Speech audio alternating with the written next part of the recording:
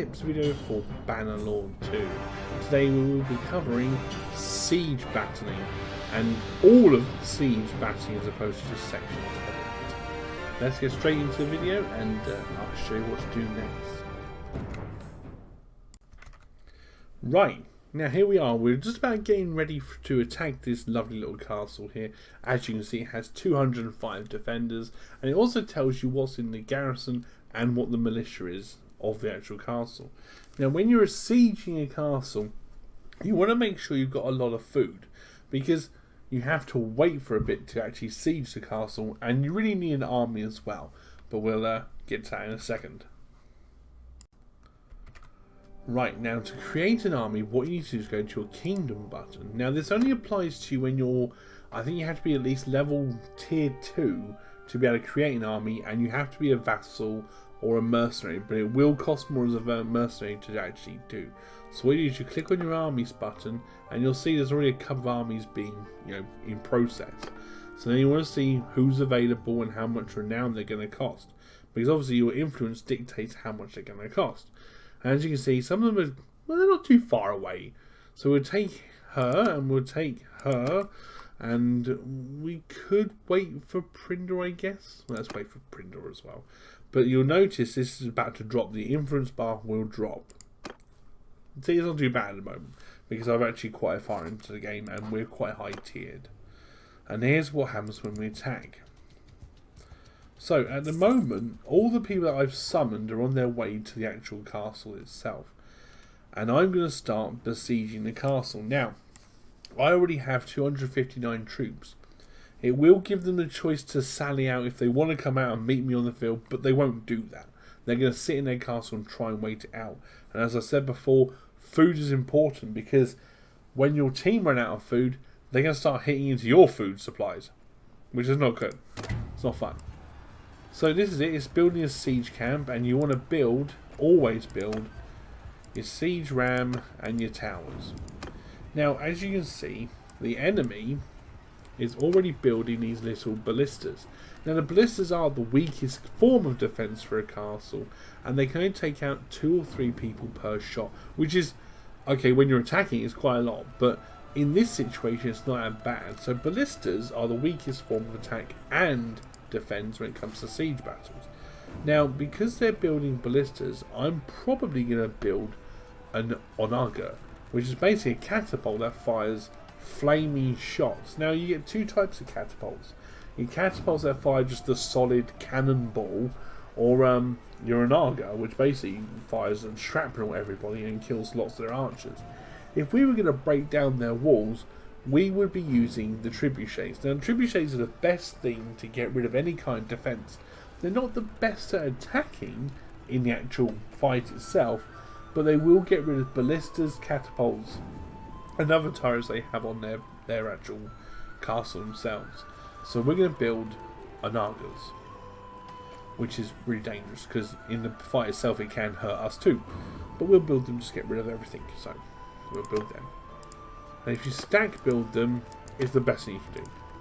Just get ready for it. So we'll speed this up, and you'll see people joining our army in a second. They'll just pop along, or they're going to get stuck somewhere. Here goes base sags coming. Oh, there you go, she's joined. And the bar goes up a little bit quicker. Every time someone joins, they use their influence to actually, build as well. And now we're building our ram because the camp's set up, which is even better. Well, someone might be trying to stop me, but they can't stop me. That army's coming on to crush them. Bye! Bye!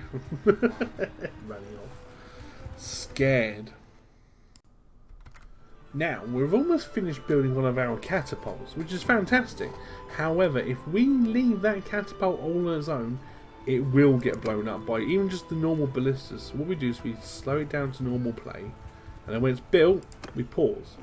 Now, by doing this, it will take a little bit of damage, but if you move it to reserve, they've got nothing to shoot at. They will fire, and it will hurt a little bit, as you can see here, but you're keeping it back. This is the smartest move you can do when attacking a castle or even a capital. So again, pause, and grab it and move it to reserve, because otherwise it will get blown up. Obviously, the more attacking siege towers and things you have, the more damage you can do to the rest of them that are already just sitting there, which is fantastic for you, not for them, of course. So again, we're moving to our reserves. You need to get a better view because obviously it will try to. It won't even let you pick it up and store it. And porous is under scrutiny again. So what we need to do is we just need to wait. Well, here comes Prindle, better than ever. Now they're all paying attention to that one Anaga, we're going to put the rest of them out as well. And then what we're going to hopefully do is kill all their ballistas. There he goes. And ballistas are down. And you want to lead the assault because they've got no defences now. Nothing. It's over for them. Now, you'll notice on this screen here we got a Naga here, a Naga there, a Naga there, and a Naga there. And basically what they'll do is they'll just start attacking the walls and killing all the troops on the walls. And the siege towers will move up along with the ram. The ram will go straight for the door and start hitting the door. And obviously these rams will then, well, I say rams, towers will go to these gaps on the wall and they'll board. Now the only problem with this is, if I leave the catapults out, the catapults will hit anything in their way. And they don't stop firing for the whole fight. So you can see where this is going. If you've got an enemy right over there, well, I can get it focused in. Ooh. If you've got enemies here and here, which your tower's going to go to, they'll keep firing at that. The only problem is, they'll also hit your towers. And if your people are on that tower when that catapult hits it, it's going to kill them. But we'll just play it out and see how it goes. So now you can get the chance to move people around if you want to. You don't have to. It's entirely up to you. I'm just going to let it auto-deploy because the archers will take cover whilst the catapults are going to fire. So here we go. And so now we're in charge of everything. Everyone's here for us, including all their leaders and all their troops. Because we're the leader of the army, we can tell them what to do. If you were joining the battle, you're going to do as they tell you what to do. Well, they'll tell your troops what to do. You can do whatever you want. You can die, or you can just try to fight normally, but yeah, it can get pretty bad. So as you can see, the catapults are firing, and they're causing damage to the walls. You may even get a couple of kills, but remember, these things hurt everybody. So it can be quite devastating.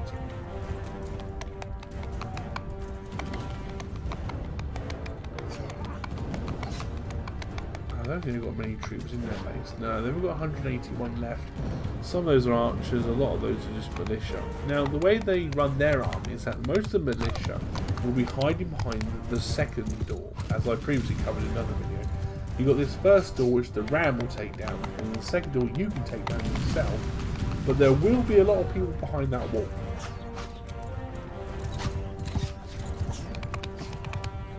Here come the troops running up. Means we're outnumbering them, so we're going to win anyway. I probably could have done this with just my troops because they're so, experienced and basically veterans of all wars, so I've had to fight so far. Oh, we got shot in the bottom. Wasn't my whole scene, got shot in the bottom. Oh. So far, the catapults aren't that great on this level. Different terrains and different maps, they're probably better off at different levels, so. But they're taking down the walls, which is good for our archers. See, most of these I think are Prindle's troops. You've got my ones in there as well, but most of mine are just the archers. So we're now going to get off our horse because we're going to go straight through the main door. Ow, I got shot. For 2 damage! Ooh. Devastating. Now you see, they're starting to fire over there, but my tower's over there. And here's the problem, see? It's now hitting the siege ram. Another shot at that and it could break it down. You just hope they don't do it. Oh, so here we go. See, I can hit you 50, but it's not enough. One more good hit from the ram and it's done. There we go. Now we're going to attack the main gate. Oh, we're just going to chip through. But I say chip. This is like the strongest axe I've ever come across to do damage to the door. So this is actually taking half the time it usually takes with like a little sword. And you see their militia just waiting there. They're just waiting. And here we go. So we don't want to go right there because remember, morale is an issue. And then we have to really leave it on our people's hands because no one ever seen the fight. And look, the siege tower's up. Oh, wow, where's that going? And look, you see? That siege tower's been destroyed, no doubt to be by the Onagers firing their blinking catapults. Which means all the other rest of the troops have either died or they've had to flood in through the front. There's not really a problem, I think it's pretty much clear. So really sometimes it's advised not to actually take in any kind of siege weaponry because obviously you can do so much damage to an army. Now usually in this kind of castle the enemy spawn on the left side. There's not many left, I think there's anything. And your troops will just go through the whole of the castle hacking in. If anything tries to run, you try to take it down yourself. You just run after it. Ah, you scum! Come back! Come here! Oh. And there we go. We win, and that is literally how you siege a castle.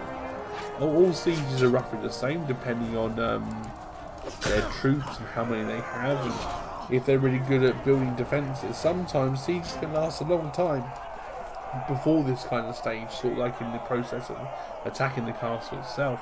But apart from that, it's pretty much it. That's how you do a siege. And there we go, the spoils of war. You can take some prisoners if you want to. You level up your own guys, because no doubt someone did something in that fight. Might not necessarily have been you. And you take all the spoils.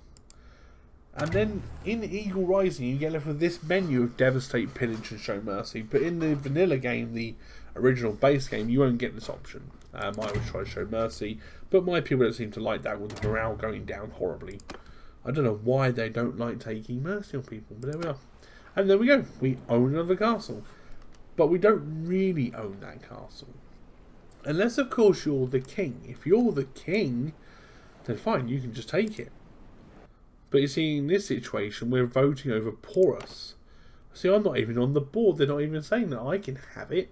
So I naturally abstain. And then the problem is if you say you, for argument's sake, let's say Prindle wants it. Now, using our influence, we can literally sway the court's decision, depending if the king himself hasn't got a certain policy on. So let's say Prindle's going to have it. We're going to put 100 into it. Prindle gets it. See, he likes the fact that I helped him out, but the other two guys are not happy because I didn't help them out. But if you abstain, then no one says you're a horrible person for not voting. So it's all good. And that covers siege battling. So thank you very much for watching this video, and I will be uploading more soon. Thank you very much, and bye!